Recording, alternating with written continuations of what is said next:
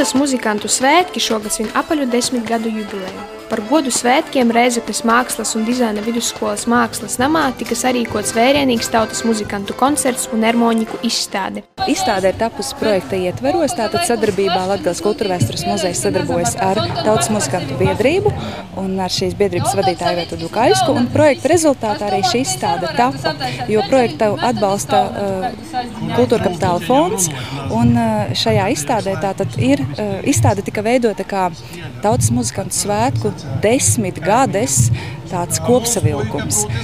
Muzikanti, kuri piedalījušies visos 10 svētkos, par šiem muzikantiem, tātad ermoņikas, kas ir spēlētas no gadsimta sākuma līdz mūsdienām. Šī izstāde un šie svētki, kur ir jau 10 pēc kārtas, tas ir 10 gadu darbs, varētu teikt, jo tā fotogrāfa izstāde vienmēr liekas, ka izstādē izliek tādas ļoti vecas, senas bildes, kur ir muzikanti kaut kāds spēlējuši. Un tad liekas, kāds varbūt pazīst un kāds ne. Un man šoreiz gribējās uzlikt tieši tos muzikantus izstādes bildes, kuri arī uz sevi var paskatīties, cik viņi skaisti izskatās kā muzikanti bildēs. Izstādē var apskatīt vairāk nekā 20 muzikantu fotogrāfijas un ermoņikas, kas spēlētas no 19. gadsimta beigām līdz mūsdienām. Instrumentus izstādē laipni piedāvājuši kolekcionāri Ilmārs Mešs un Gunārs Igaunis. Muzikanta Gunāra Igauņa īpašumā ir 36 garmoškas. Izstādē var apskatīt 13 no tām. Ermoņika kolekcija tapusi 5 gadu laikā.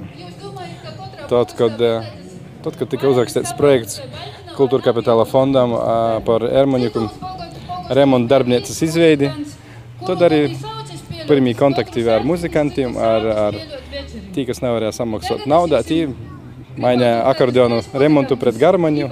Tā ir to ļoti. Tā ir rodās padruskai. A pošu pirmo garmošku es īmainīju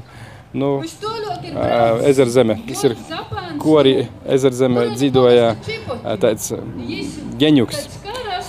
Un Geņuks man jau, es pat nācījos, vai es pa naudu dabūju, vai es man tāpat jau uzdaunoja. Tie bija pirmo garmaņa, ar kurās esmu priecīgs. Tautas muzikantiem šie svētki ir būtiski, jo tā ir iespēja kopā sanākt un uzspēlēt.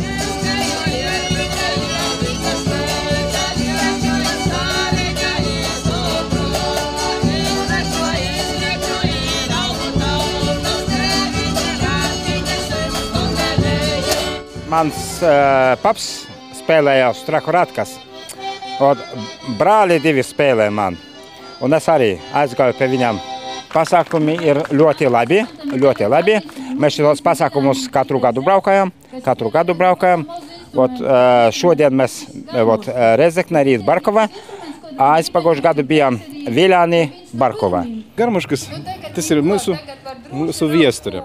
Un tas, ka tie garmošku izstādē jau, tas nozīmē, ka tas vecais purs tiek vārds vaļā un tie, pozitīvo vibrācija, ko sauc par muzicēšanu, ja maiss ir vaļā arī šajā pusē, viņi vairāk un vairāk.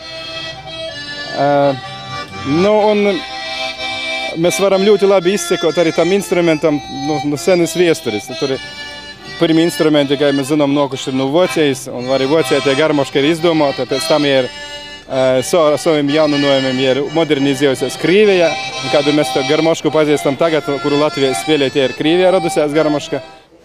Izstāde līdz septembra sākumam būs skatāma Latgales Kultūrvēstures muzejā. Tā noslēgsies ar vērienīgu pasākumu 4. septembrī, uz kuru īpaši aicinātas ģimenes. Izstādes noslēgumā piedalīsies abi ermoņiku kolekcionāri Ilmārs Mešs un Gunārs Igaunis, kuri stāstīs par savu pieredzi muzicēšanā. Apmeklētājiem tautas muzikantu pavadībā būs iespēja iemācīties spēlēt dažādus instrumentus.